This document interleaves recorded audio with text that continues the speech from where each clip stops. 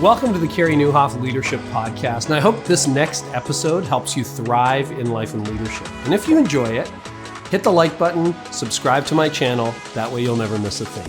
So pastors, I know how difficult it can be to keep your sermons feeling fresh and relevant, especially when you're preaching week after week. So whether you're hitting a writer's block or you're in a rush because it's Friday and you're trying to put the finishing touches on your sermon, things don't always go as planned. So to help you, I've created a 10-step preaching cheat sheet.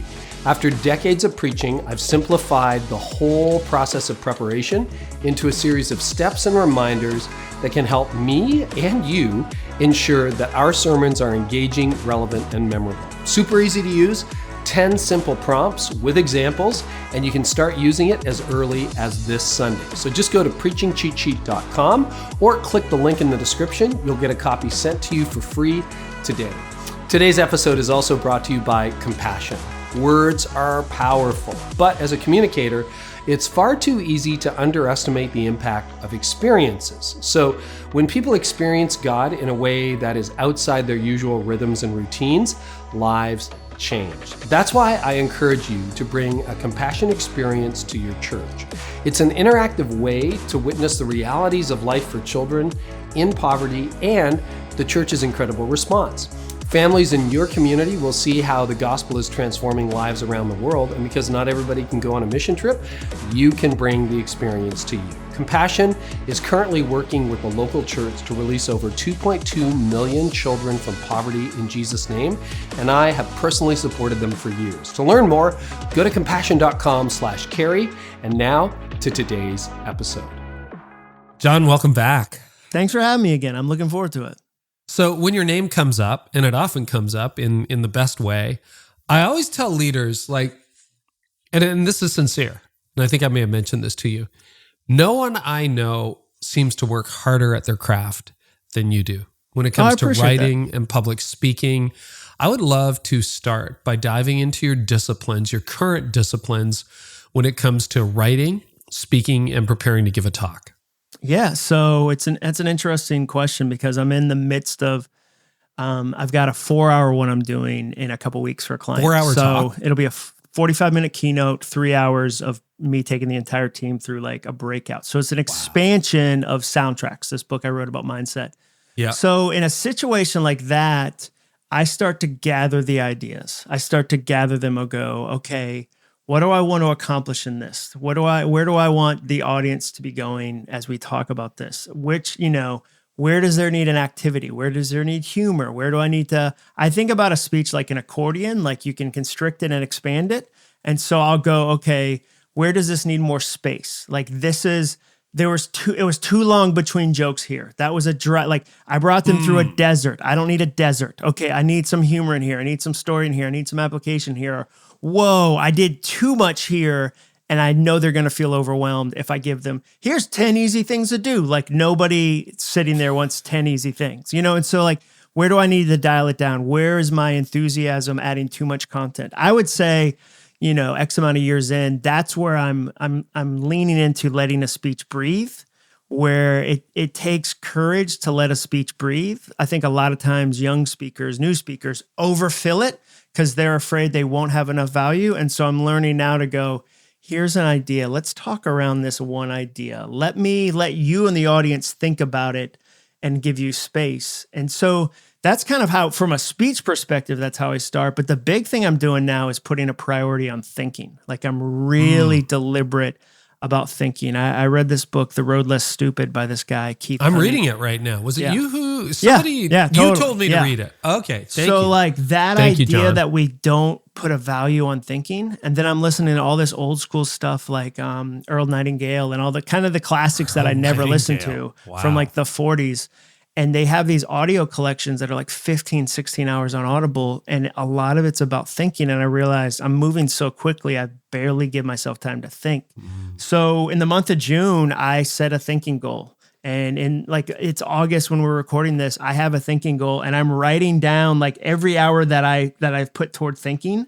I write it down. I've got it in my notebook right here. I'll show you the visual for people watching on YouTube, but you can see like that's my thinking hours. Like, so I know I know that I'm putting time against it and my ideas get better. And it also takes humility to think, because it means I don't know the answer. And I need to stop and think about it. And so thinking has changed my life. The idea, so I'll come up with a topic and then go, okay, if, here's an example. I wanted to do an exercise of why don't people finish goals? People ask me that all the time. And I really hadn't spent a thinking hour on it or 2 hours on it. So I wrote that down. I came up with probably 30 on my own. Then I put it on my Facebook page, and then I started to gather them. So now what I'll do next is I'll start to categorize them. I'll say, I'll come up with 80 ideas, and then I'll shrink them down to 5. People can't hold 80 in their head. Right. Are there 5? Do I see, consistency? So yeah, that's kind of part of my process. It takes a lot of time. Yeah. Are you following his method for thinking time, which I'm going to paraphrase? You've studied him. I'm reading him. He turned out, the book turned up on my Kindle. So basically I read it on airplanes when we're taking off for landing, right? You can't really work online. So anyway, I think it involves sitting in a big chair with a legal pad, like a yellow old-fashioned legal pad with a pen, and basically all distractions off. Your phone's not in the room.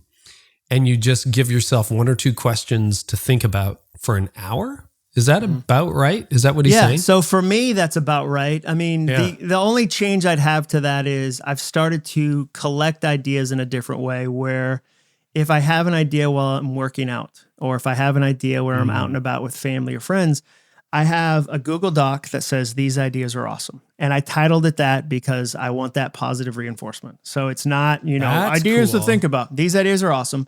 And then I just create a running list. And then periodically I move them to the right category. So I go, oh, that was a reel. That was a book idea. This is a question I have for Carrie. So I have 10 or 12 other documents that they'll go live into.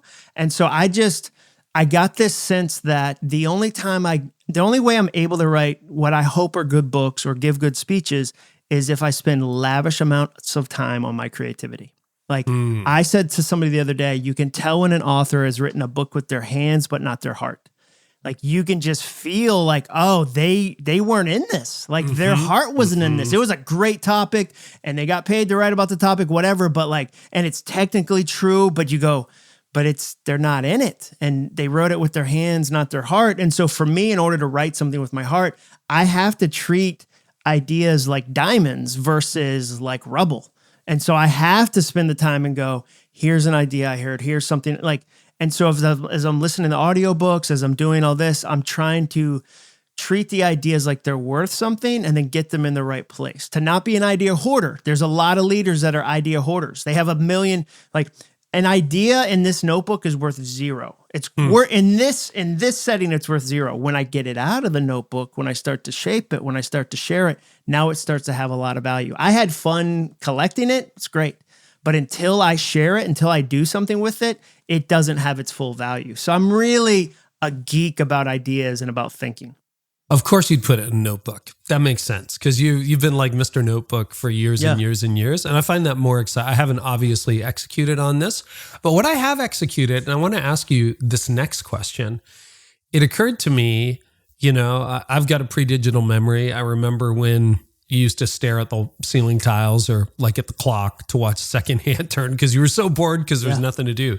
I remember that. Anybody under 30 doesn't remember that. But if you're over 30, you remember a bit of that. And I remember a lot of that. I was getting really concerned earlier the summer of 2023 that my attention span was shot. And I found that. I started reading on my month off and I was finding it hard to stay focused for 2 or 3 pages. So then I picked up Tom Holland's Dominion, which I started about a week ago.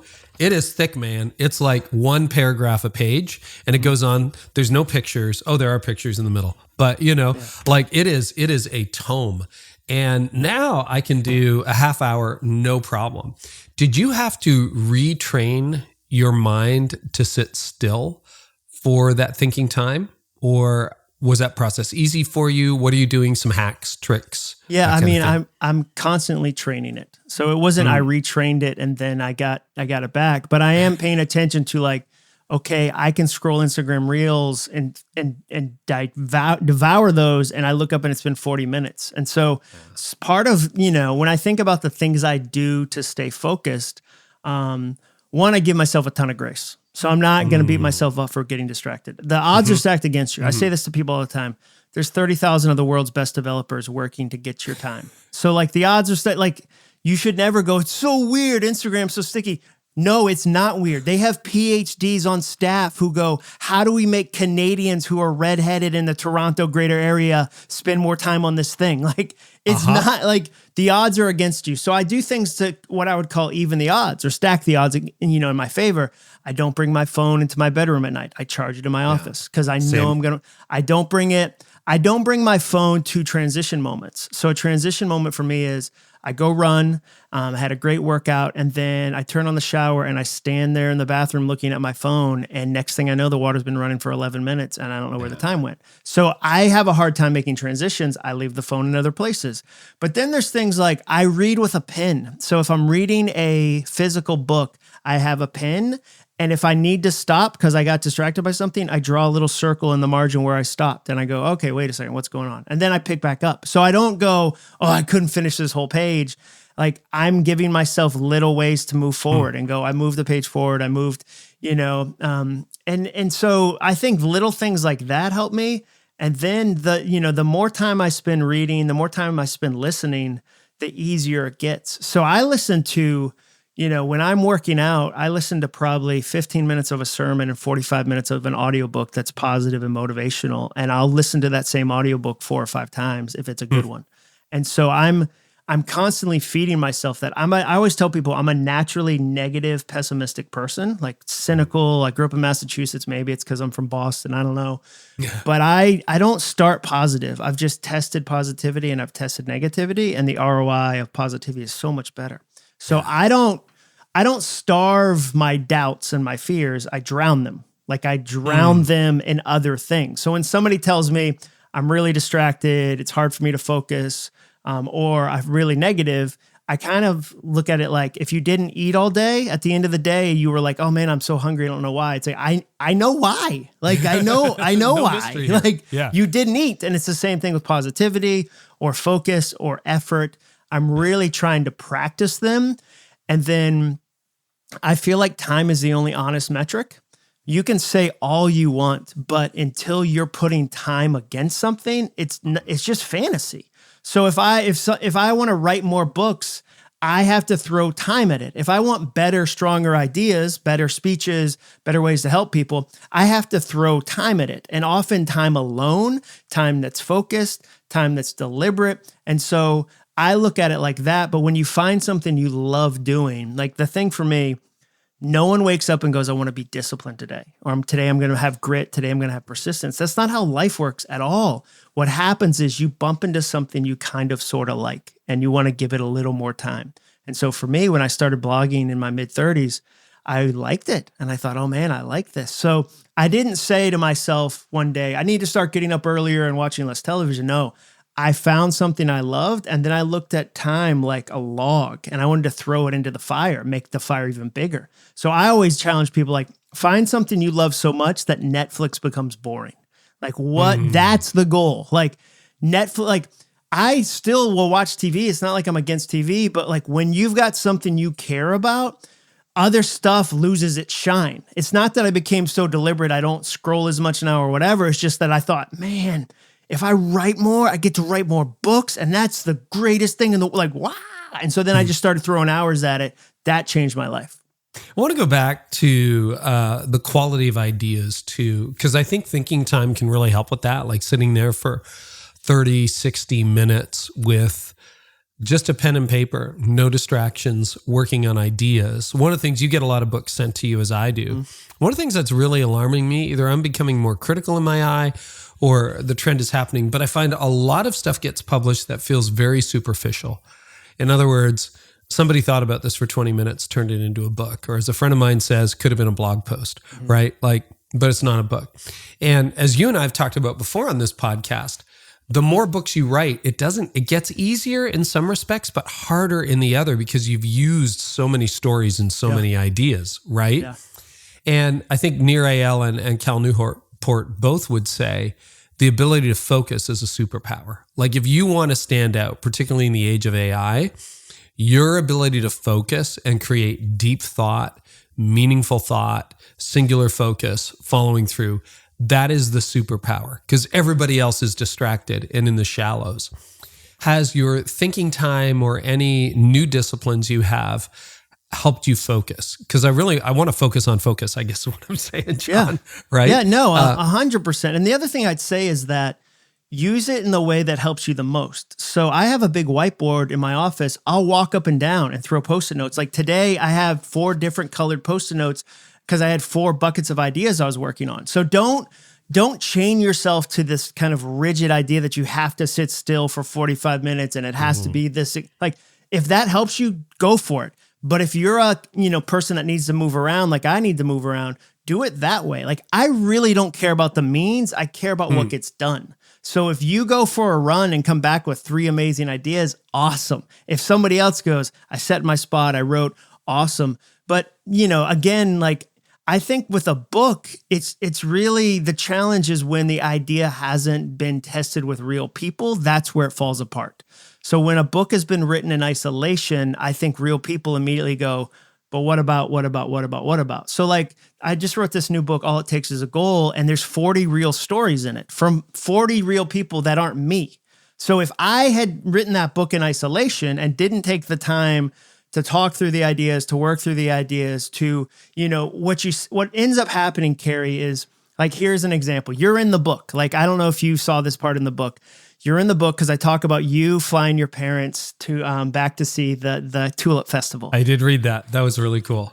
That has texture because that's real. And it was better than me coming up with, here's a list of some stuff people could do, which feels generic. There's like, it takes time for an idea to not feel like stock photography. Some books feel like stock photography because somebody said, this is an idea, let me write about it, but it doesn't have realness to it. It doesn't have texture to it. So even me using you as a one sentence example goes, somebody really did this and there was real joy and life wrapped around that. And when I put that in a book, it's different than if I said, or if you want to maybe go to Italy because you love pasta. That's a generic idea that falls apart immediately, where the idea of you flying your parents back, to see the tulip, like that has a texture to it because it's real. And I think that's true of great comedy. I think that's true of great sermons. I think that's true of anything you create when there's a level of realness to it. And the problem is real takes time. Like real takes time. 40 stories is way harder than sitting there using ChatGPT to generate 40 ideas. Oh yeah, 100%. And so like, it just takes time and it takes the willingness to put the idea down and then change the idea and go, this wasn't any good. And again, like, I think you just have to be willing to spend the time doing it. And my thing is, I know that before I start writing, I'm afraid that the ideas won't show up. But every time I eventually write, the ideas show up. And they're ideas that like I wasn't expecting to show up, but I got to be there to capture them. But before I start, I'm terrified that like I'm all out. I don't have any.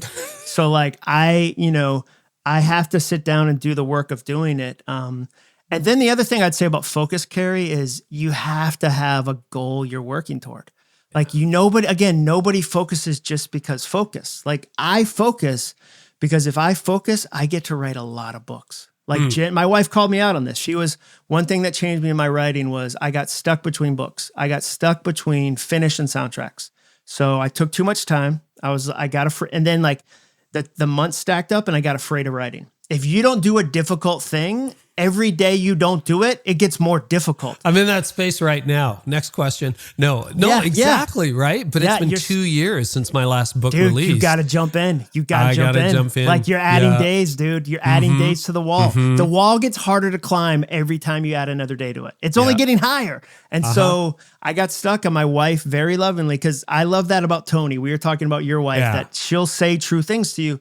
She said, if you keep writing books every 3 or 4 years, you'll get to write like 5 more. And I was like, what are you talking about? She said, well, let's just do the math.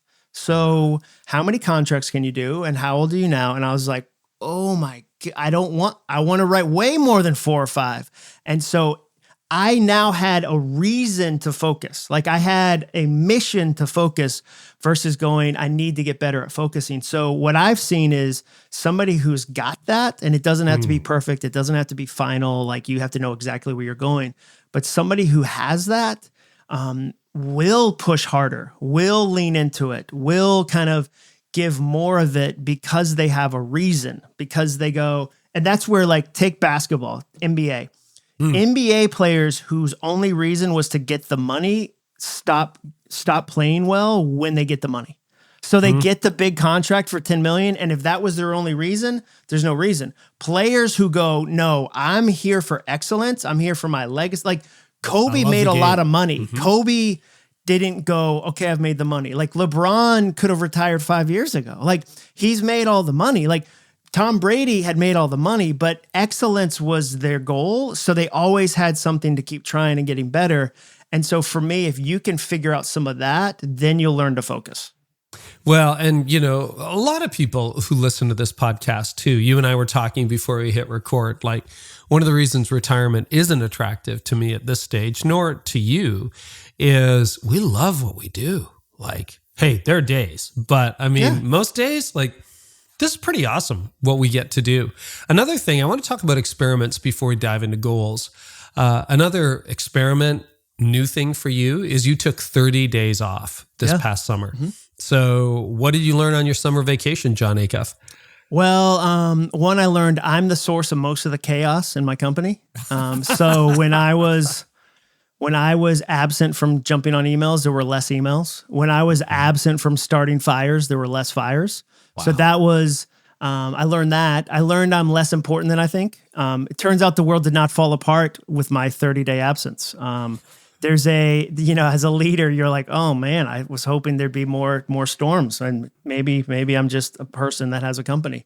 I learned I can do it. I learned that my creativity doesn't turn off; it just changes directions. So it wasn't that I stopped being who I am. My counselor, Chip Dodd, we talked about it before I went, and he was like, you're not going to stop writing. You're just going to write different stuff because writing is healthy for you. So it wasn't that I said, I'm not going to write. It was that I kind of allowed my creativity to go in different directions and go, I wonder what that would look like. I wonder Where did it go? Well, some of it went to, okay, how do I make more of this going forward? So what I mean by that is if I thought for 100 hours in July, how do I bring that on? I think that, how do I have an on-ramp? So and I'll give you an example of what changed. So the first week back, I got a book launch coming out in like 4 weeks, 5 weeks, stressful. Like, those moments, you're running around like crazy. So I've been gone for a month. I come back.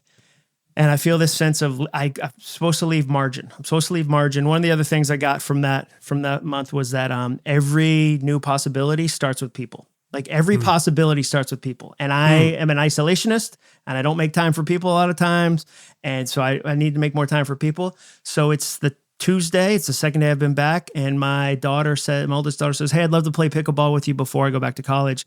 And so I say, well, cool, let's play tomorrow at 8 a.m. on a Wednesday. I don't usually do that on an 8 a.m. at Wednesday. Like I'm pretty full, but because I had left some thinking time, I just shifted and said, oh, that's pickleball time. And then I did it the next week. And so finding ways to do that, to not so overschedule, to not, to allow room for new things to happen. That would be one of the other things I learned is that I need that time.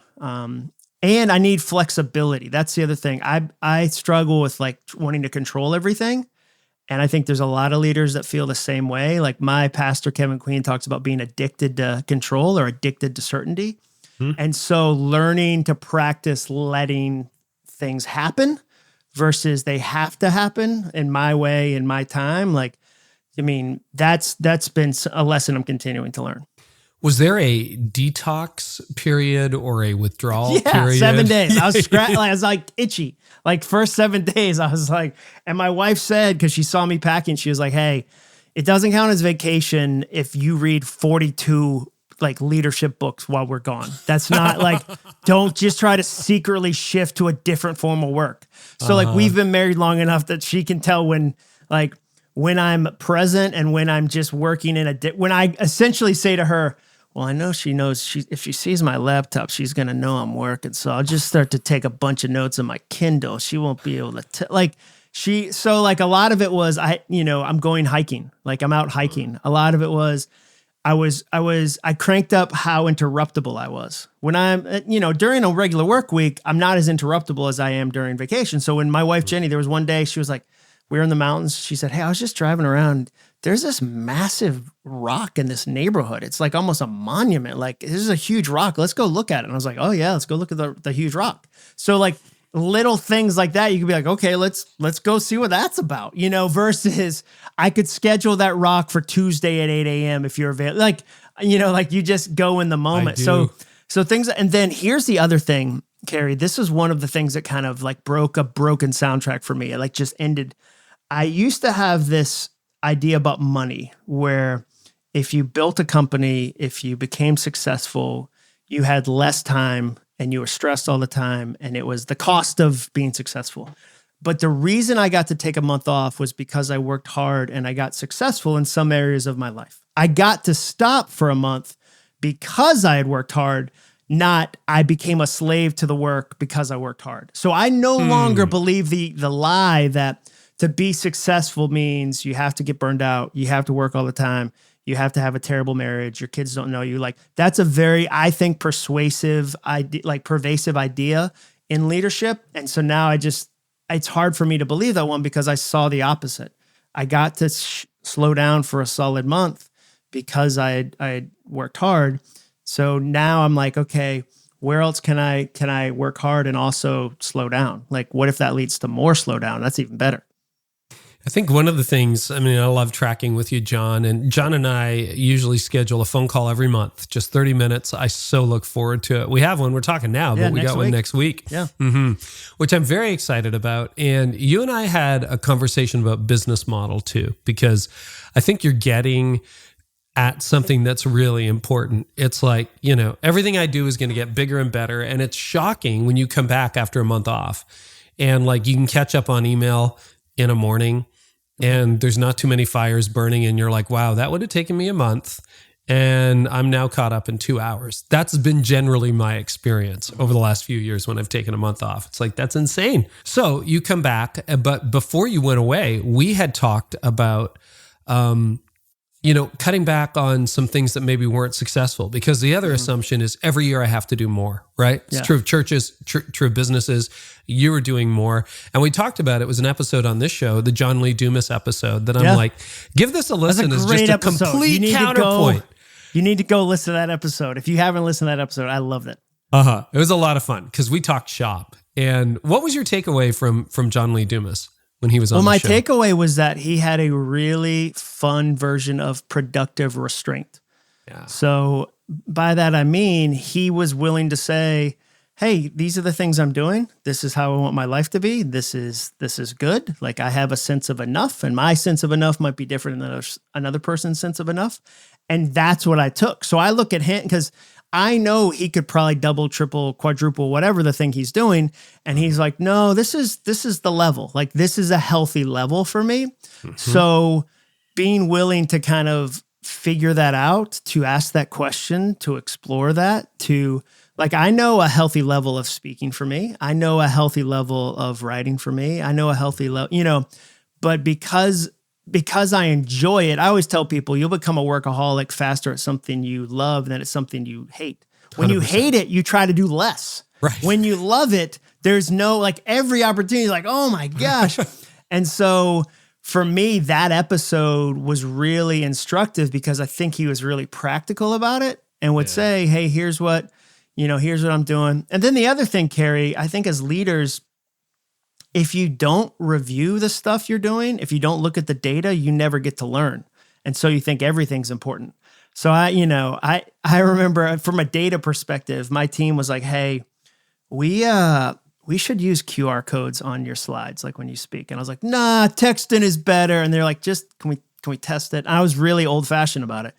And we put a QR code on the slide and we put the text in, and in one test, the QR code outperformed the text in by 74x, like 74 times. Whoa. So like, it made me go, what else am I, like where else is there stuff I'm doing? I haven't checked the numbers lately. And you go, oh, that doesn't matter. That's actually, it's not doing anything. Like it's really not. And so I think as leaders, that gives you the courage to pull stuff back and go, oh, you're right. Like I had an assumption. I haven't checked my assumption in a year or 2 years. Like think of all the assumptions leaders haven't checked since COVID.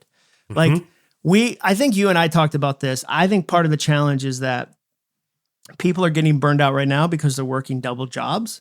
So during COVID, they had to pause their normal stuff and pivot and take on new stuff. Well, guess what's returned? The old stuff. Yeah. But they didn't stop the new stuff they pivoted to. They now have double jobs, double responsibilities, like double amounts of work, and they've never recognized that. They've never paused for a second. So my stuff, like, when I get practical, it allows me to be tactical and actually change something. So like, let's take goals, for instance. A lot of people, I'll go, come up with a bunch of goals. They'll come up with a big list. And then I'll sit down and I'll go, how many hours of free time do you have next week to execute these goals? Most people, no idea. And I'll go, oh, cool. Let's just do a simple time gap analysis. How much time would these goals take? How much free time do you have? And usually people have a deficit before they've even started a new goal. Like you went through that exercise. I did that exercise multiple times. And so for me, that's another one of those practical things as a leader. Like when I'll tell leaders, like the reason you feel like you're out of time is you're out of time. Like I don't like it's not confused. Like that's the stuff that's frustrating about life is that I keep looking for a hack or a way to write books. And it turns out the only way is to write like a lot and often. Like, and I want it to be different. I do, but I'll turn in my 10th book here in a couple of weeks, and it's a matter of me sitting down and working through the process, and the time, the ideas come, and so I don't know that there's a shortcut to a lot of these things we want shortcuts to. And I don't know whether you want to talk about the specifics, and if not, that's fine. But I remember in that conversation after you listened to the John Lee Dumas episode, you went back, you looked at your numbers on a particular initiative that you had started and had been doing for a few years. Yeah. And you're like, this is producing nothing except a lot of headaches and a lot of frustration. Be as specific or non-specific as you want. So I can tell you, what I realized when I looked at the numbers, and I'm talking gross revenue, income, expenses, all the numbers like P&L, that about 80 to 85% of my expenses were generating 15% of my revenue. And so, I mean, like that was shocking to me. And I think what often happens, like here's the challenge. And let's relate it. My dad's a pastor. Let's relate it to pastors for a second. Yeah. I think their version is when they're good at writing sermons. And so the sermon starts getting less and less and less and less time as they do other things. Because so if they looked at their schedule and they're like, okay, the sermon is like 40% of my responsibility. I might be the only one. You might be the only one who preaches 40 times a year or whatever. Like, okay, it's 50% of my responsibilities and I spend 11% of my week on it. Like, like that's not just because you can do it. So for me, what happened was I had these 5 or 6 different verticals in my business, and one was just kind of moving along. And then like I looked up and it was carrying all the others. So it was a healthy exercise for me to say, if this was the only thing this business did, would it be a healthy business? Cool. By itself. If this other thing was the only thing it did, would it be a healthy business? Okay, cool. I don't want one thing to be really healthy that's covering up how unhealthy the other things are. Right. And so when I looked at it, I was able to say, oh no, this is not. And I get people will be like, oh, that's a loss leader, whatever. But when you've got a small business, I'm not in the business of loss leaders. Like people tell me that like, oh, don't worry about it, it's a loss leader. I'm like, there's like 5 of us. We don't have the room for like something to lose a lot of money. Like that's not what I'm trying to do. And so, yeah, it was really eye-opening, and it got me to change some things and to stop doing some things. And then the other thing that it made me do was I made a list of things I do because they're important and things I do because they make me feel important. Those are 2 very different lists. Wow. Things I do that are important, things I do that make me feel important. It makes me feel important to say, oh yeah, I've got a big team. Like to have a big team, like to say that, like, but is it like, is it important? Do I need that? Am I like, so I started to go through my business, through my life, through kind of the way I was living and go, which of these things are for my ego and which are the things I'm supposed to be doing? Like, which are the, things that are actually really moving the business forward and are healthy versus just things that make me feel good at a dinner party when I say them. I am so glad you said that because we're going through that in real time this summer. We had a couple of staff departures and my instinct was to hire around them. And then someone on my team challenged me and said, nah, maybe we hire an agency. So if you look at our core team now, it has shrunk in the last 3 years from 7 to 4. Yeah. 4. Yeah. And you know what? I think we're better for it. Yeah. Early days, but it's like, Yeah. but it took me a month to swallow my pride. And I remember that we just flew in the remaining team members to do a little retreat up at my place. And we were sitting in this one booth at a restaurant, almost Yeah. like, mom and dad and 2 kids kind of thing. And it was, but I'm like, we're going to be okay moving forward. And they're like, yeah, we're going to be okay moving forward. So but you have to be able to swallow that pride because it's wonderful to say, I got a team of 10 people or we've grown to this or we've grown to that. We actually grew. Oh, but like, oh my gosh. Like, no, my version was I would like to say like, oh, yeah, follow with my COO. He'll let you know. COO. Like he's running the West Division. Like, come on, West dude. Division. You know what I mean? Like, also known as that corner of the basement. yeah, follow with my COO. So it was stuff like that where I just started to hear myself. Like one of the things I talk about a lot is that self-awareness is a superpower. And I think self-awareness is part of it is the ability to overhear yourself. So I started to overhear myself and go, that didn't, what? That's good, Why John. did I say that? Like, I overhear myself on planes. Like I noticed one day that I felt the need to tell people I'd hit the New York Times bestsellers list on airplanes. Strangers, I'll never see them again. But when I tell them I'm an author, I know they go, oh yeah, I wrote a book about dragons once, or like, oh yeah, like you must be like not successful. Authors are kind of like hipsters that don't do anything. And I feel this temptation to try to work that into a conversation. New York Times bestselling Yeah, author. yeah. Like, and you're like, come on, like, why do I need this person's approval that badly? And like, where am I not getting it in healthy ways in other parts of my life? And like, so I think overhearing yourself is a really interesting way to go, is that the person I want to be? And why, what am I getting out of that? What am I getting out of that is a powerful question.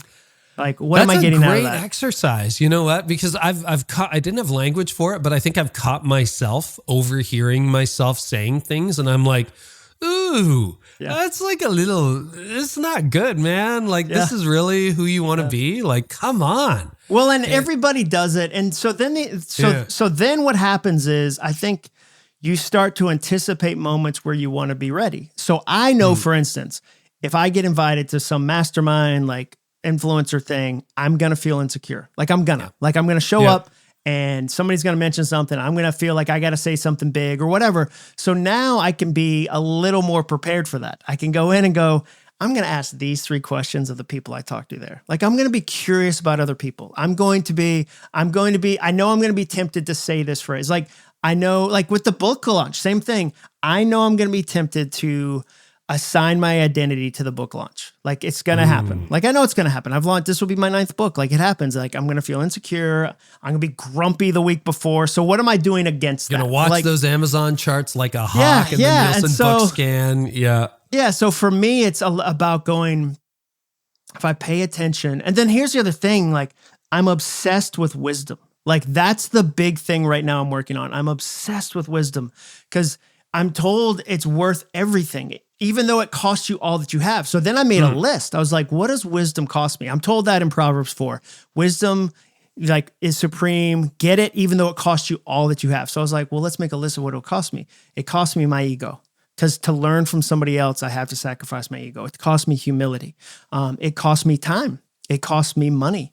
It costs me awkwardness. Like, so then you can go, where am I paying these things? And if I'm not paying time against wisdom, I don't get to be wise. Like that's just, if I'm not putting hours against writing, not putting hours against thinking, not putting hours against making time for you and I to talk, you and I could easily say, we're too busy. We don't have but we both go, nah, that's a wise half hour for me. It's helpful. It's encouraging. It's uplifting. I'm going to pay that half hour cost because I know there's wisdom there. So for me, that sent me down this path of, okay, as a leader, where are you paying for wisdom right now? And if you can't go, and if you go like, I sometimes listen to this on the treadmill, it's like, that's 11 minutes of wisdom. You'll be 11 minutes smart. Like, and I think as leaders, we hold our breath. We had a wisdom season where we went to college, we went to seminary, whatever. And then we think we have to hold our breath. Or you have to be the fount of wisdom. It's like, where did that come from? Or you think somebody is going to give you time for it later. No one is going to make time for you to gain wisdom. Wisdom costs you bravery. Wisdom costs a leader going, I don't know right now. Let me think about that. Let me work on an answer. Let me get back to you versus I'm going to spout this idea in this meeting because I don't want to look like I don't have an idea versus like the bravery of I don't know yet. Let me get back to you. Like that's a brave sentence for a leader to say. And so for me, that's where I'm like, dude, if I spend 200 hours, 300 hours, 500 hours, whatever, seeking wisdom and really leaning into it, I know next year I'll be wiser. It'll be impossible for me to not, because I didn't spend 500 hours on it last year. And so that's the thing that I'm really passionate about. And I want to be 60 and have 10 extra years of wisdom because I actually treated it like it was valuable, which at least in my faith perspective, I'm told over and over and over and over again, whatever you do, get wisdom. Whatever you do, whatever you do, whatever you do. My life wasn't lining up with that. So it's fun to say I was getting it, but my schedule didn't show that. Like my attitudes, my behaviors, my actions didn't show that. So I hope 5 years from now, I've invested in wisdom and continue, and I'm reaping the benefit of that. I wonder, I'm so glad you shared that. I wonder if there's another temptation, particularly, you've written 8 or 9 books, I've written a few, and we're seen as, quote, experts. And I walked out of my month off this summer, and I didn't have a ton of lessons, but one of them was I want to be less of a teacher and more of a student. Less of a teacher, more of a student. I want to have my mouth closed and my notebook open more often than I want to be the one speaking with, people taking notes if they do such a thing. And I just think it's so easy to get fooled into thinking because so many people look to you for answers and to think, well, I always have to be the guy with the answers. No, how about I be a student? And in very unlikely places, not just from well-known people or podcast guests or famous people or New York Times bestselling authors, but pastor of a local church, just sit down, have a coffee, connect, chat, listen, be the student, not the teacher. That's what I'm thinking about. Yeah, for me, I guess I look at it and say, okay, how do I pay attention to them enough versus just waiting for the next thing to say, waiting for the next thing to kind of wow them. And the other thing is, as far as like saying the answer, because of our culture, like the reason celebrities tell you their opinions on politics is because they got asked, and nobody likes to disappoint anybody. So if you ask me, I'm going to say something versus saying, you know what, I haven't done research on that. So I'm going to bypass. But like when somebody puts a camera in your face or a mic, like you end up saying an answer. So I've worked hard. Like if somebody says to me, how do you find a children's book illustrator? I say, I've never done that. I know there's some great resources, and I know these 3 illustrators have done that. These 3 authors have done that. You should go talk to them. Like they would be great at answering that question versus I want to serve the person, so I'm going to say a bunch of words. And for me, I'm trying to get better at that because I like the sound of my own voice, and I'll ramble if I'm not careful. And Carrie, if you said to me, what do you think are the 3 best parts of hang gliding? I would be like, well, you know what? I got to say, number 1 is probably the view. The view is stunning. I've never hang glided. The correct answer is, man, I've never gone hang gliding. That would be fun though. Like, Oh, that's a good word. And you know what? Pastors in particular, but business leaders too. Everybody with a public profile is supposed to have an opinion now. And yeah, sometimes it's like, I don't know. It's a good answer. Yeah, that's a full answer too. I don't know. Let me get back to you on that. Like I really talk to her, talk to him. Yeah, here's an expert on that. So if somebody said to me, okay, I'd really love to learn more about leadership on your podcast, John, I'd say, Carrie, my friend Carrie Newhoff, like he's led groups of people of different sizes for decades. You should check out his podcast. If somebody said, I want to grow my own podcast, I'd say, have you heard of John Lee Dumas? Like he really, I have a podcast. I do. I can't help you grow yours.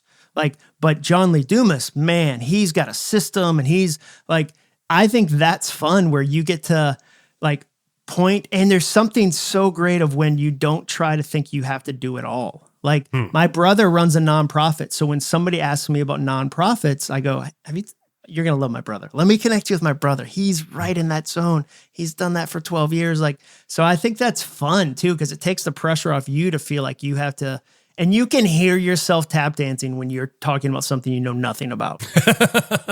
Yeah. Well, you know a lot about goals, and you got a brand new book, which I've had the privilege of twice reading, once to endorse it and once to get ready for this interview, called All It Takes Is a Goal. And, as I was rereading, John, because goal setting seems so big and in the future, and we're going to break it down a little bit, but I noticed that there is a parallel. Maybe I'm wrong. Maybe I've misread it. In the way you think about goals versus habits. And I want to start there because you're a big habit guy. Like, you have your routines, you got your rhythms and everything. What in your mind is the difference between a goal and a habit? Well, I mean, I always tell people I don't really care which word you use as long as you're getting the stuff you want done. So, because I heard somebody once say, like, I hate the word goals. I don't believe in goals. And I was like, what do you believe in? They were like, commitments. And then they described what was a goal. So, like, I try to not get stuck on the nomenclature. For me, one of the big differences about a habit versus a goal is that a goal is often singular, where a habit is repetitive. So I'm not making a habit of trying to buy a mountain house. I'm not making a habit of trying, to make a certain amount of money in a year. Or like there's differences where a habit, I'm getting to something that repeats itself. It becomes part of my lifestyle. The other thing is that I'm learning to be flexible with my habits. I get too rigid with habits. That's where I kind of can get compulsive with it, where I go, well, I didn't get my 17 minutes in today, so the whole day is shot because it's the habit was so rigid. So I like the flexibility of goals. So for instance, I'll tell people, have 15 different ways you can accomplish that. So on the days, like you mentioned in this interview, you'll read on a Kindle. Like you'll read on a Kindle because you can't do other stuff on a flight. That's you having a list of actions that fit your learning bucket versus, as a habit, I always have to read this the same way every day to make sure the habit sticks versus going, regardless of where I am, I can move this thing forward. I can move this thing forward. That's been powerful for me about having goals that are flexible enough that I don't need to trigger the habit loop for me to do them. In fact, my world is, when Ellie says, I want to play pickleball with you tomorrow, if I had the habit of, I'm sorry, I write from 8 to 10. Like that's my habit. I always write from 8 to 10. And if I don't write from 8 to 10, like I won't get the writing done. The rest of I had a flexible goal of, my real goal was I wanted to go to lunch with Ellie before she went back to college. When she suggested pickleball, the goal completely changed. It just pivoted over to no, let's go play pickleball where you don't have to go to lunch. My real goal is to spend time with her. So I think sometimes for me, goals are really flexible. Yeah. So let's break that down. You have different categories of goals. I'm going to let you talk about those. So when you think about goals, there's 3 different categories. Yeah. So here's the metaphor I like to think about. If you imagine a ladder, 12-foot ladder, and that's how most people look at goals. They only have a rung at the bottom and a rung at the top. So they say, Carrie, I want to start a podcast. Carrie, I want to, go to Italy. Carrie, I want to make $1 million. I want to write a book, whatever. And then they don't have any rungs in the ladder except the bottom one, which is I've had the goal. And then they look up and they think, okay, I just have to jump. I have to go for it. I have to try to grab that 12-foot, which is 2 feet taller than a basketball rim. And then I have to pull myself up. Where my version is, what if you had a ladder where there were 6-inch rungs every 6 inches? Like every 6 inches you had a rung. Could you climb to the top of that ladder over time pretty easily? Like you probably could. You could probably, before you notice it, realize, well, I'm at the top of this ladder. Like I did that difficult thing. So most people have a really hard time taking this big vision they have and then translating it into small, trackable daily things they can do. And so that's where, for me, easy goals, middle goals, and guaranteed goals come in mind. So for instance, I was talking to a friend the other day, Anthony O'Neill, and he wants to hit 1 million subscribers on his YouTube channel. That's been his goal, his team's goal. I would never at the beginning say, okay, you got 2 rungs, hit 1 million subscribers and start the channel. Good luck between. I wouldn't even call that a guaranteed goal yet. But as he's climbed the ladder over time, by the time you get to the middle of the ladder, like that's happening. I had him print out a photo of the 1 million plaque and put it next to the 100,000 plaque he had already gotten. Like he's guaranteed to hit that because he's already climbed that ladder bit by bit by bit by bit. I'm guaranteed to have a 10th book done, not because I said, here's my huge goal, but because I said, okay, I want a lot of rungs. Now imagine, Carey, if I only had one rung at the top of the ladder that said, finish the 10th book. Every day of the year that I work on that, I feel like a failure because I didn't finish it. I didn't finish the goal. Now imagine though, if one rung says 200 words and I write it. What if one rung says, talk to Carey about the subtitle, and I climb that and I climb that. Every day I get to finish something and I feel successful. I look up at the end of the year, I have my 10th book done. And it wasn't magic. It was just a process. And so that's what I mean by easy, middle, guaranteed, is that you climb the ladder in a way that it's easy to climb. Well, and that's why, there's such a link in your thinking between habits and goals, because, you write almost every day and you're always writing something. You've narrowed that gap between your last book and your next book. Yep.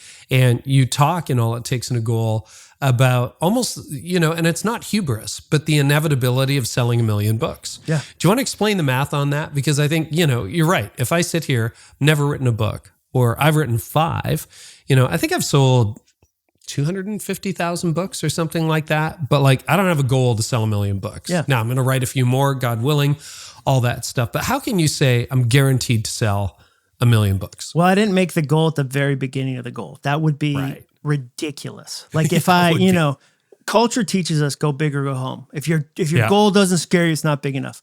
But unfortunately, that stops a lot of people's goals. Like that, a goal is already a challenging thing. Don't make it even more challenging. And I'm fine with you having a big goal. I just want you to actually get there. So for me, I made that goal when I was X amount of years into my writing career. And I could say, wow, I think I was in the middle. I was in the middle of the ladder. I could see the top.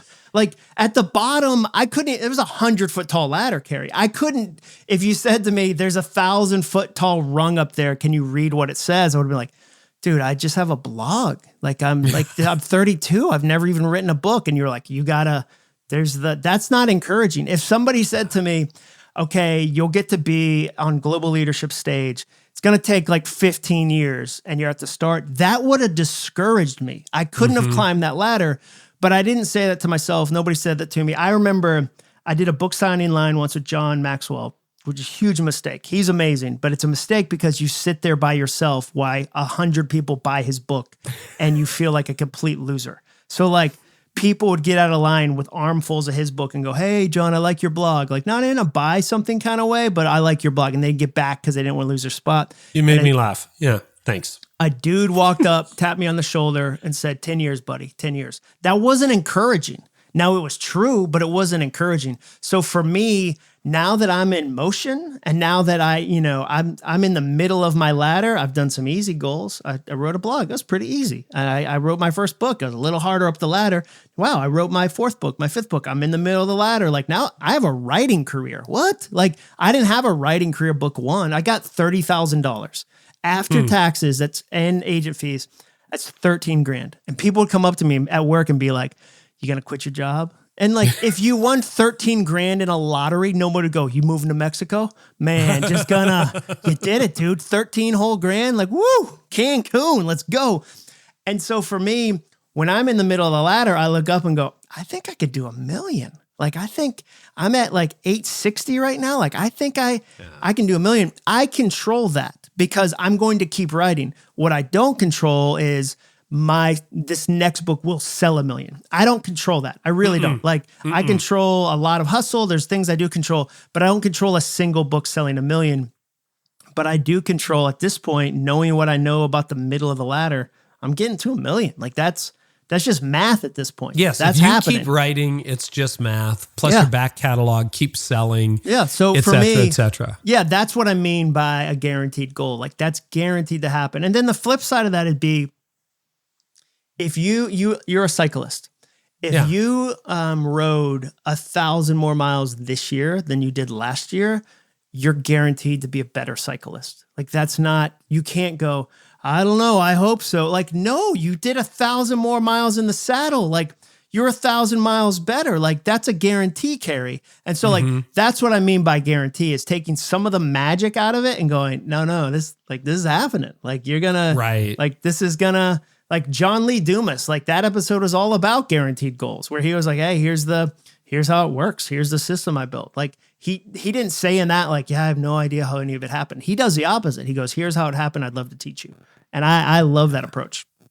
Yeah, no, you're right. I mean, when I started this podcast, I thought, as a crazy whim, maybe one day before I die, it'll be 1 million downloads. I never guessed 30 million. But if we keep doing this 6 episodes a month, we keep getting great caliber guests, we keep serving our audience, and, God willing, I can do this for a few more years. There's almost an inevitability to 40 and an inevitability to 50, right? Unless there's a massive disruption in the industry or something like that. I mean, all bets are off. But I can't base my life off, like, all bets are... And there'll be pauses. Like, there was a pause for COVID. Like, for me, like, with public speaking. But, like, I worked beyond that pause. And so, like, I can't control that. But there's some things I can control. That's what I want to lean into. Yeah. What is a chaos zone, John? You talk about a chaos zone. So where that came from was I met a lot of people who are high performers, but they weren't high achievers. And what I mean by that was they were capable of lots of potential. It was sporadic. They didn't string it together. Every leader on this call has felt that way or worked with somebody that way, who was, just because you're a high performer doesn't mean you're a high achiever. And so I started to study why that happened. And the reason why it happens is that high performers ricochet between 3 different zones. One end is the comfort zone. We all know the comfort zone. It's got a ton of conversation around, a ton of press. But the zone that really cripples more high performers than any other zone, in my opinion, is the chaos zone. And the chaos zone is where you try to do too much. So what happens is you're in the comfort zone. But then you get inspired, you hear, a podcast, you read a book, you go to a conference. Not writing my book. Oh, today I'm going to do the whole thing in a month. And I'm doing it all.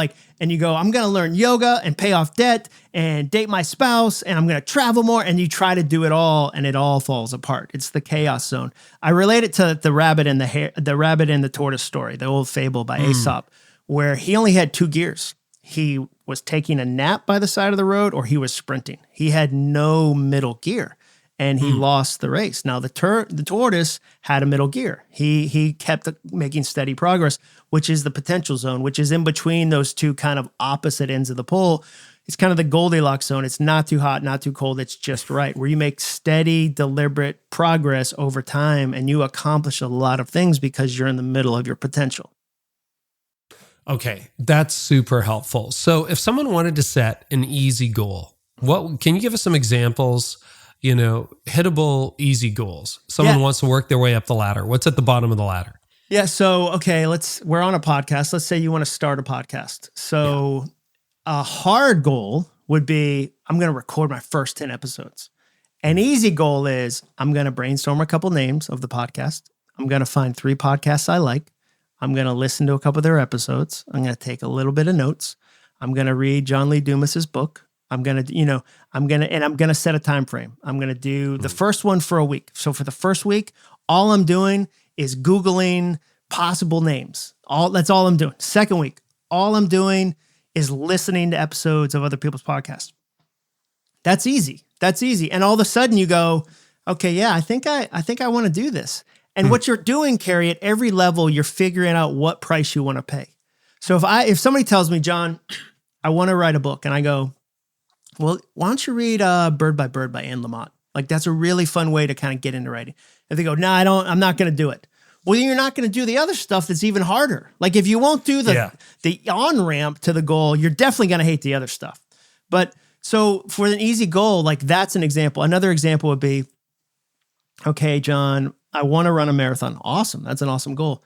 Why don't we find an easy way to do that? Why don't you look up 3 shoe stores in your town? Why don't you go get fitted for a pair of sneakers? That's not hard. Like, everybody on the planet can go get fitted for a pair of sneakers. Why don't you just Google, not join, Google, are there running clubs in your community? Is there a running club in Toronto that has some slower paces you can do? Why don't you, read one book about how to pace your V2, whatever? Like, all right, cool. Versus, I'm going to run every day this week. Because that's not sustainable, especially when you have no momentum. And here's the other thing, Carrie. At the start of a goal is fragile. A goal is so fragile, and you have to give it time to get strength. So another example of that would be if you were starting a podcast or writing a book, I wouldn't share those ideas too fast because they're probably not strong enough to stand under scrutiny. They're probably a not lot ready. of people are like, I'm going to lose 10 pounds, and they post it immediately on Instagram, and 2 months later, they've gained 10. Yeah, it's not, but it just wasn't strong enough. It was fragile. And so you want it to gain some momentum so it has a fighting chance. And you can say, okay, hey, this is going somewhere. This is strong enough now. And so that's what I mean by easy goals. It's a short time frame. It's inexpensive. You don't have to change your whole life to do it. If your goal requires 12 hours of free time a week, that's not easy. It's really not. If you say to yourself, I have to find 10 hours to write this week, and you're a busy, parent, it's not happening. If you say I'm going to find 3 ways to write for half an hour this week, it's 90 minutes. You got a lot of minutes in the week. You can probably do that. Like, that's easy. Like, build up some rhythm. Can I give you an example and you test this out? So, I've been saying for a while, I got to lose 10 pounds, whatever. And last year, 2022, in the spring, I got pretty motivated. I've been following this guy, Rob Carpathios is his name, on Instagram for a while. He has this Ditch Your Dad Bod thing, and I'm like, that's it. I'm joining. I'm gonna dive in. So it's a virtual training program, and I had my discovery call with him.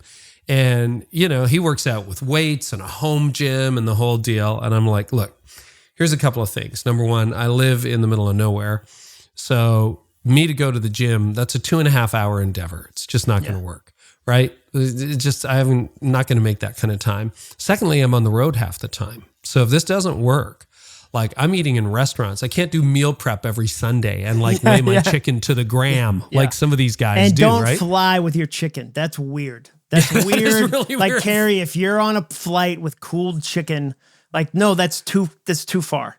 I was having visions of my emotional support animal, but that's another thing. Okay, anyway, the and you have emotional to support eat them chicken. in your hotel. In this story, you bring a chicken on as an emotion, and then you eat it at the Hyatt. Hotel. Oh, that's terrible. It's not going to work.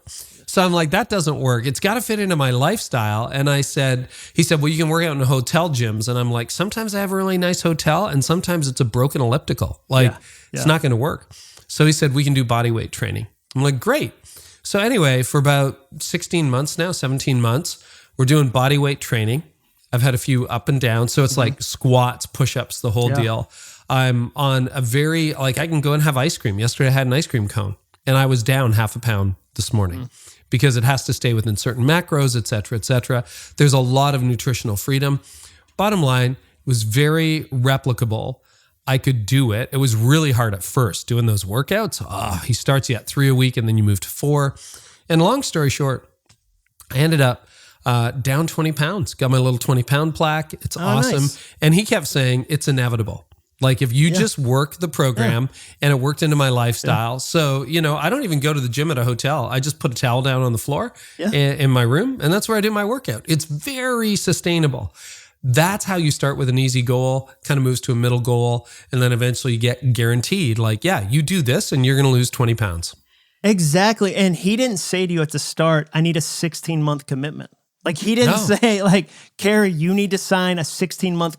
That would have been I can't do that. And he didn't say, you're going to have 9 workouts. You're going to have, no, that's exactly what I'm talking about. He said the word inevitable. I say the word guaranteed. And and I talk about that in the book. My buddy who owns a CrossFit gym gave me a CrossFit workout. He knows I travel. So I have a 30-minute in the hotel room workout where it is body weight. Right. And before I had the freedom of flexibility, again, if you were so rigid goals are fragile goals. So if he said to you, you have to work out in a hotel gym, you would do it less. But what happens for me is I got 30 minutes and I can do push-ups and I have a chart and I can write them down and then I can text him for some accountability, and then I can do it. Today I did my 85th CrossFit workout of the year. Wow. And so I know that because I'm tracking it, and I know, and I make it fun too. I listen to an audiobook while I'm doing it. The things you do. I'm I get to listen to whatever music. And I picked my favorite room. The first year I did it on the porch. Yep. This year we renovated our family room. I'm doing it in there. Yeah, exactly. So you find ways to enjoy it more and more and more and more. And that's what I mean. It's, again, I think sometimes we want it to be really, really big right out of the gate. And I get that. That's fun. It's sexy. It's shiny. But I'm more concerned with, does it lead to long-term change? So 16 months later is way cooler than if you bought some crazy thing and had a great 3 weeks and never did it again. And Tony was like, hey, what are you going to do with the Peloton? You're like, I'm about to use it again. I'm about to do it. Don't worry about it. Like, that would be frustrating. Where this guy, you have the exact opposite experience. So it sounds like he's exactly what I'm talking about. What else about the framework, the easy, middle, guaranteed goals, is it important for leaders to understand? Well, I think it's important. I talk about in the book, reading the book backwards, because nobody dreams of easy goals. So it is important to have that. You didn't dream of, I want to lose half a pound. That's my dream. That wouldn't have motivated you. It's important to have the big thing. So the 10 pounds, the 20 pounds, whatever it is, the plaque, it's important to have that. So as a leader, you have to have that vision. Like, you can't pitch incremental change to a team and think they'll be excited. So like, you can't say to them like, hey guys, we're going to change things by 3%. It's going to be amazing. You have to pitch the big vision and then kind of go in reverse and then build the small steps along the way. Because nobody gets excited. Like, nobody says, my goal is to learn 10 Italian words. No, their goal is, I want to speak Italian. And then they kind of figure out, can I learn 10 words today? Can I learn 20 words today? Like, so as a leader, you have to be the one that paints that picture of what's possible, of the vision, and then translate that into, okay, here's the steps along the way that we're going to do to get us there. Here's where we're headed. Here's how, and then you have to touch the goal a lot of times. If we're just talking about leadership purely, you have to touch the goal more times than you think. You really have to, because you can't assume people remember it. You can't assume people are tracking it. You can't assume, it's being taken care of. I'm talking to a team. This will be my third time I've talked to them in September, this big multi-billion-dollar company. And they know, and we're talking about this, September you is smarter than January you. So we're doing a big event in September to reassess. Let's review where we are. What have we learned? What do we change? Like, here's what we thought was true in January. What's been true the last 7 months? What do we need to do? So I think as a leader, goals you can't just set and then hope they, kind of work. Like Keith Cunningham, who wrote that book, The Road Less Stupid. I love that he said there's no such thing as passive income, in the same way that there's not passive marriages or passive health. Everything takes active effort. Now, I think there's residual, like you build up stuff, like there's residual, but there's not a passive goal where you set it and then forget it. And then it takes, like, motivation doesn't work that way. Habits don't work that way. Goals don't work that way. You have to touch it a lot, especially if you're a leader. So, John, money has been something that you've had an interesting relationship with. Talk about how money fit into your goal system. What I loved about the way you talk about it is, I think a lot of us, we have certain areas where we're disciplined in our lives and we're good at our goals, right? Like, one of my goals for this year was positive kitchen. It's very easy to do. Just don't criticize when you're in the kitchen, because I'm pretty quick to go like, hey, we need to get this done. We said 6 o'clock. It's 6:05. Where is everything? And That's I'm a good goal. just a jerk, like positive kitchen. So we've been doing fairly well on that. That's easy. But there's always, like, fitness was one of those for me. Yeah, I biked, but I out-ate my biking, right? Like, that's not hard to do. Yeah. Pretty easy to out-exercise eat a bad exercise plan or whatever. So, you talk about money. Walk us through that journey and how that impacted you. Yeah, I mean, I'm still very much in the middle of it, where I'm looking at old beliefs I have or old soundtracks related to money. So for me, it was a topic I avoided. Like, I tried to use your exercise example, I tried to out hustle a bad budget. So like, instead of looking at the money, instead of dealing with it, I go, I can work more, I can do more, I can do more, I can do more, I can just make more. And where somebody might go, yeah, but if you tweaked like 3 things in your budget, you wouldn't have to scramble so much. Like, you wouldn't have to, it'd be like with you and biking, if you wanted to eat something terrible and you're like, I just need to ride 5,000 miles this week on my bike. And then somebody might go, Carey, you could tweak this other thing and you don't have to spend 5,000 miles on your bike. Like, there's ways around this. So for me, that was a topic that I really avoided. I was really afraid of it. I joke that, like, it's like spiders and money for me. Like, I feel like confused by it. And so I'm in the middle of really assessing, what do I believe about money? Why do I believe that? Where did I find, where did I learn that success is bad? Or where am I self-sabotaging? Because I have a certain amount of money that I think is okay. And if I get too close to that, I have to kind of pull myself back. That's a real thing. So I would say that was, but again, like what I like to do is make things goals because then I can do them. So you made Positive Kitchen a goal, like where I made, one of the goals I made was to be less offended. And so I made a goal where I tracked that because I found myself being angry at things that didn't deserve the amount of anger I was giving them. And so I was like, and then I heard Earl Nightingale say, essentially like the size of a man is directly related to the size of the problems he gets concerned with. And I was like, oh, I'm a small man. Like I'm here's an example, podcasting wise. Somebody emailed me, was like, hey, you're going to be on our podcast. And they're like, do you have a good mic? Should we send you one? And I took that as such a personal insult. Like, I have my own mic. I know about mic. Like, it's a Shure SM7B. Yeah, do you have any idea? Dude, my ego and my bowed up, and I had to pause and go, wait a second. So with money, I'm now in the habit of saying, this thing frightens me. Can I make it a goal? So the title of the book is All It Takes Is a Goal, because I think there's areas of our life where we go, my life would be better. My life would be different. I'd have more of my potential if I knew how to live in that space. So I want to take the fear out of that and go, all it takes is a goal. What would it take for you to turn money into a goal, or relationships into a goal, or, or your fitness into a goal versus a scary thing that's really big? So for me, I'm working on money goals. I have a big guaranteed goal that I'm trying to work toward. I'm being deliberate. I've got small money goals that I'm working on. I'm talking to other people. Like I asked people, what are their broken soundtracks around money? Because I wanted to learn from other people. One that really surprised me, a teacher said, in teaching, a broken soundtrack we believe is you teach for the outcome, not the income. And she said, I hate that one because nobody who prints children's books, the factory that prints textbooks doesn't go, remember guys, we're underpaying you, but you do it for the outcome, not the income. And she was like, screw that. I'm a teacher, but I'm going to figure out how to have financial freedom. Like I don't accept that to be a teacher means you're broke. I don't accept that. But that was a soundtrack in her space. And then you can, pastors, oh my gosh, there's so much money stuff that I think to hit the many unhealthy scripts there. Paul had to learn how to be in poverty and with riches. He said, I learned how to be in both. I think there's a ton of people that have over focused on the poverty part and have not spent a second going, how do I be okay with good stuff? How do I be okay with success? How do I that's a tricky subject. So I feel like I'm at the beginning of that journey.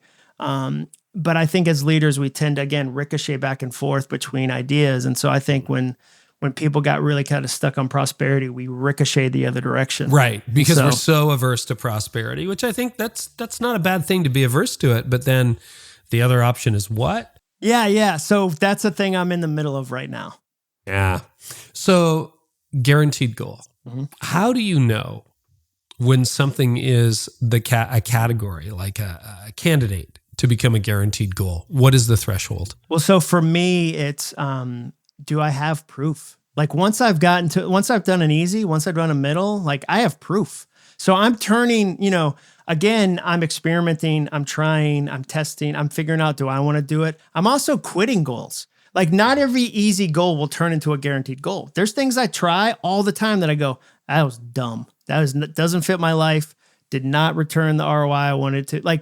I've joked with you about this, drinking a gallon of water a day. It's not a good goal for me. It's just not I hate in the bathroom that goal. Every 20 minutes. I'll be in a 90-minute keynote and need to go to the bath. That doesn't fit my life, dude. For what? I tell a client, I know I'm trying to serve you, but ultimately my God is a water goal. I don't deify my goals. So if something doesn't fit, the goal is for me, not me for the goal. So I can tell something's going to be a guaranteed goal because I've done some easy goals. I've put in some time. I've put in some effort. I might have even put in some money. I maybe invested a little bit. Like I'm not guessing there's a guaranteed goal. I have proof at that point, which is why it's inevitable. Like when you're a year into working out with this guy, you weren't like, I hope next weekend goes well. Like I might quit next weekend. You're like, nah, this is happening. Like this is There in was an motion. inflection point at which Yeah. I thought, oh, this program actually works. Just stick Yeah. with it. And then it became a sustainable lifestyle. So what I say to people, like when people ask me specific questions, like, well, how do I know which will be a guaranteed goal? Or another specific question I get from people is, how many goals should I have? And that's a totally fair question. And they want me to say 4.8, 5.7. But what I always say is as many as you can. As many are as helpful. So what I mean by that is have 10. If you've got the kind of lifestyle that benefits from 10, have 2. Like I don't care how many you have as long as they're not competing. And what I mean by competing goals is if you said to me, John, I want to be a lot closer with Tony and my kids this year. That's a big goal for me. And I also want to travel 300 days by myself to speaking events. I would be like, hey, Carrie, I don't know how to tell you this. Those 2 goals are in direct competition.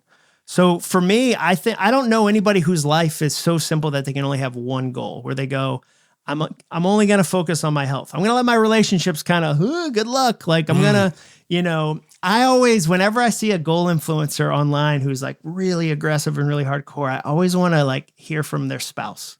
Like I always want to hear from their friends because I have this guess that they don't have a lot of relationships or the spouse is like, yeah, he's the worst. He gets up at 3 a.m.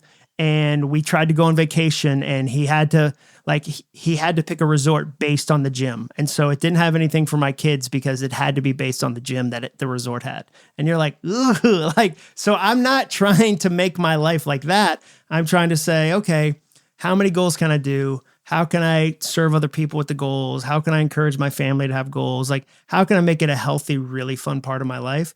And then, dude, the longer I live this way, the harder it gets to believe it doesn't work. So when my 9th book comes out, I'm going to have a really hard time telling you goals don't work because it's my 9th book. I didn't write books for the first 34 years of my life. Like I got plenty of evidence of what doesn't work. 34 years.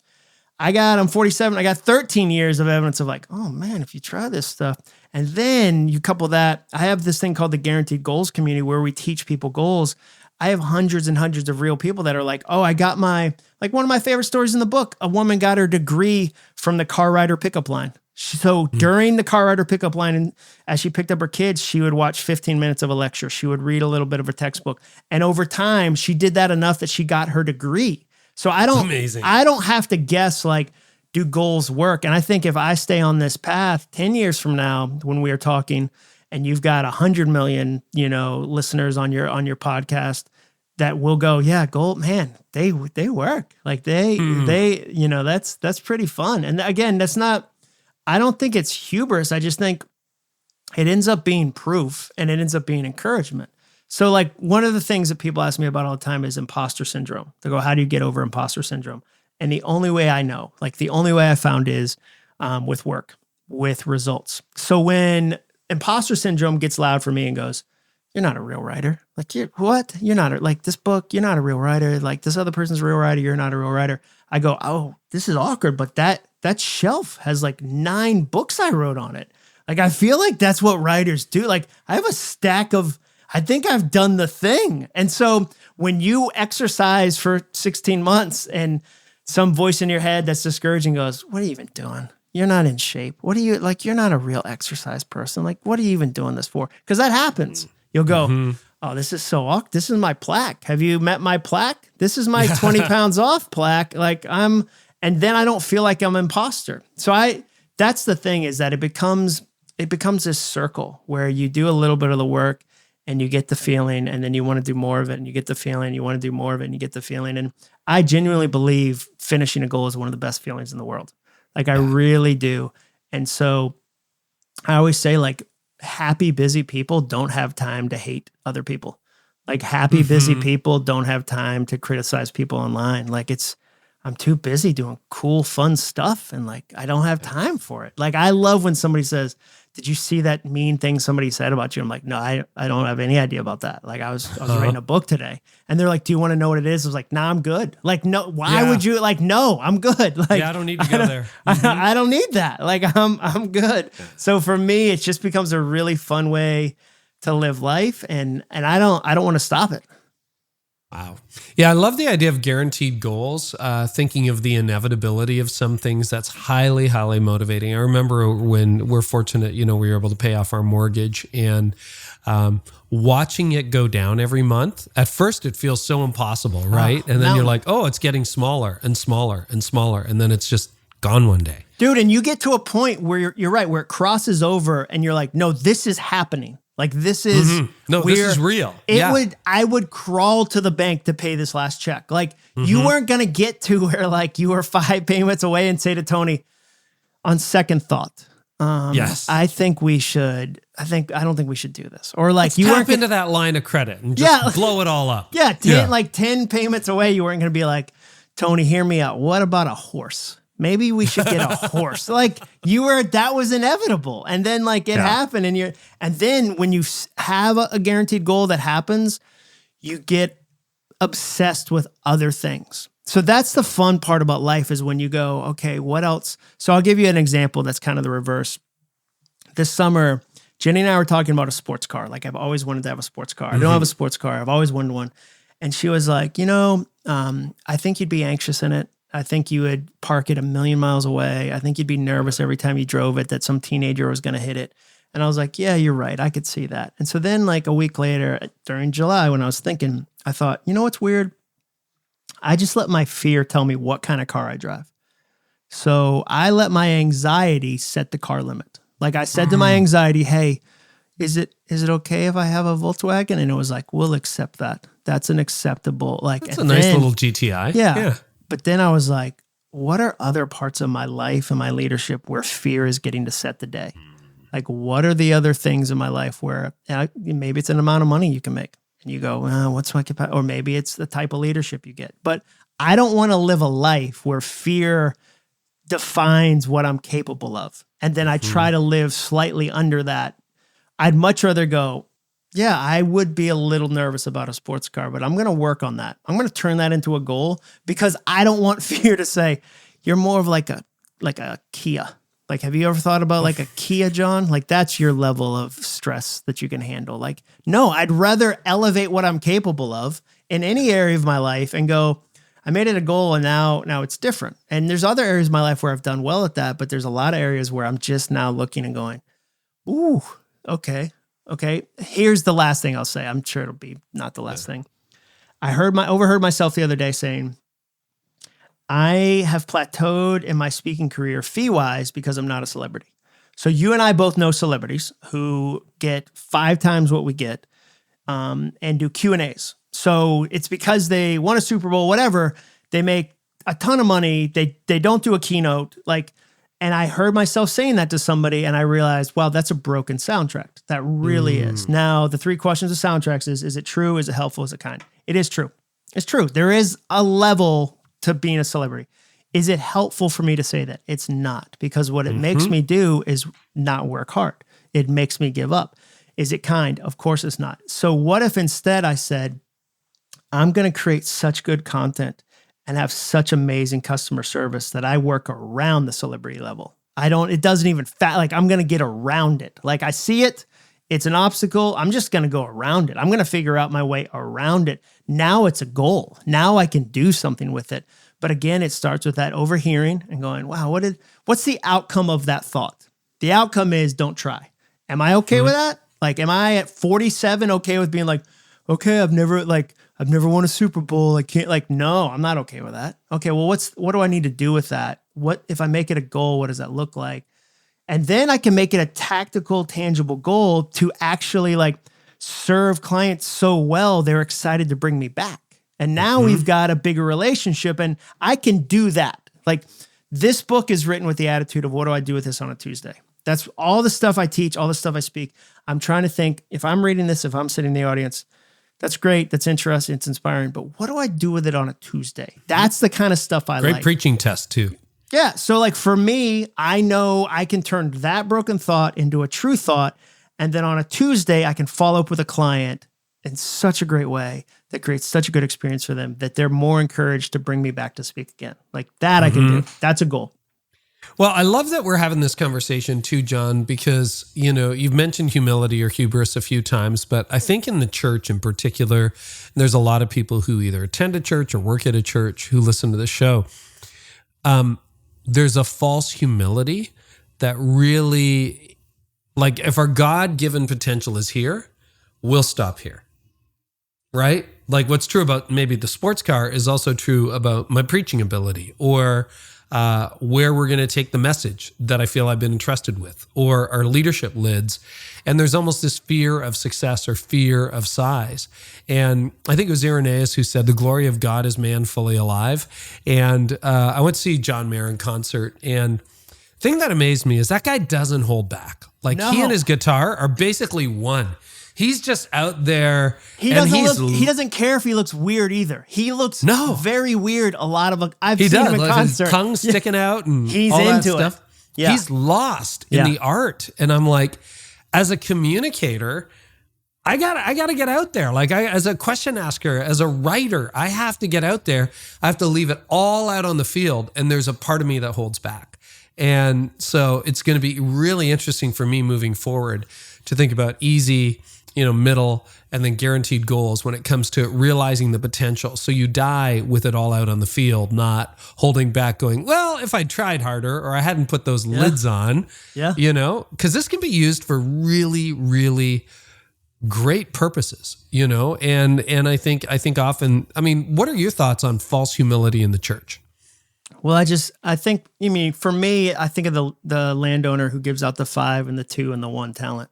Yeah. And I'm a double talent guy. Like whether that's 2 talents or 5, I can't say, but if I got 2, I'm going to double it. And then there's a party. So there's not a moment where you double it and the landowner who is God goes, oh, you shouldn't have doubled it. I wanted you to only like 1.5 it. Like, no, there's a party. There's a celebration. Like that's what, for me, part of my message is like, let's dig it. Let's grab a shovel. You buried your talent. Like, let's go double it. Like, what does that look like? Let's go do that. Like, how do we ask and knock and receive? And I think that for me, that idea of the false humility comes back to, is God a good God or not a good God? Like if he's really a good God and he has your best in mind and he is a father who gives amazing gifts. Like we're told we wouldn't give our kid a snake, like, and we're humans. Imagine what God gives. Like, I feel like we really struggle with that. He is a good, generous, lavish God. And then, because if he's an okay God, like then okay, like a broken soundtrack. I had somebody the other day say like, I know God will provide enough. And I was like, no, he's not. We're not told he's an enough God. He's a runs over God. He's a cup runs over. Like that's the kind, like, so when somebody says like, I know he'll provide exactly my needs, that's not what the Bible says. The Bible is like, it's going to run over. It's going to be more than you need. It's going to be wildly generous. Like, so for me, I feel like when we pull back, we don't have a pullback God. Like we have a God that's like, no, and if I pull back, there is like, for me to worry and pull back, because pulling back is worry. So for me to false humility, for me to pull back to worry, the first thing I have to believe is there is no God. Like, because there's no, like in that situation, there must not be a God. Because I'm now God. Because I'm worried I can't do the thing. So then I go, but I can see his hand a lot of places. I've seen the sunset. I believe in him. So, okay, there is a God, but he must not be that good.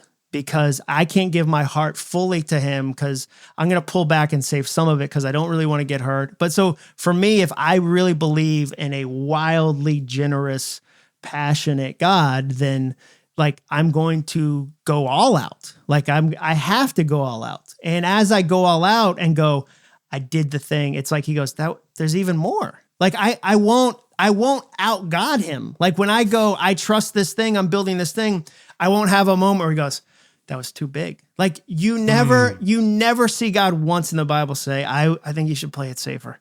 Like I'm not capable of that. I think you should pull back. Like it's hard to find an example in the Bible where God's like, Yeah. I think you should pull back. I can't handle that. Like if anything, I feel like we go, here's this little gift. Here's the funny thing to me. The only thing the boy with the fish and loaves did was bring them. We don't get a single passage about his hustle. Like we just don't. Like No. we brought him. So my thing is like, I'm going to bring all the fish and all the loaves I have, and then I get to watch this miracle of how he uses it. Like that's not on me. So how dare I go, here's how big the miracle can be, or here's how big it can only feed this amount. Like that's not on me.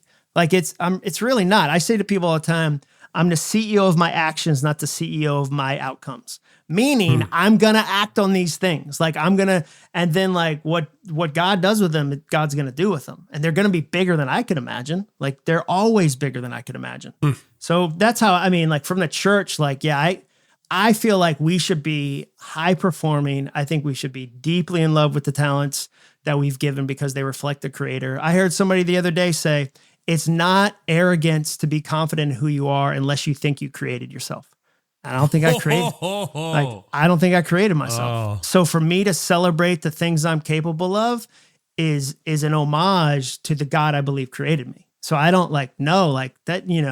I can stumble in pride and ego and all those things, but I've played it small. It's not fun. Like I've done both. Like I know which one's a lot more fun. Well, that's a great place to finish, man. Whatever God gave you, don't hold back. Don't hold back. So the book is called All It Takes Is a Goal. Oh, what came first, the podcast or the book? Did you have the idea for the book before you did the podcast? No, the podcast came first. The podcast came first, and then the book came from not feeling like I lived up to my potential in college, and then I thought, well, what am I going to do with that? Like those 4 years are gone, but the next 40 are available. Do I want to sit in that regret, or do I want to live into my potential? And that's where the book came from. Awesome. John, it's available everywhere books are found. Where can people find you? And JohnAcuff.com, JONACUFF.com. And then I read the audiobook. So if you're an audio person listening to podcast, Always 10 bonus stories. And then my podcast is called All It Takes Is a Goal, and you can find me all over the place on social media. Awesome. John, thank you. Thanks, Gary.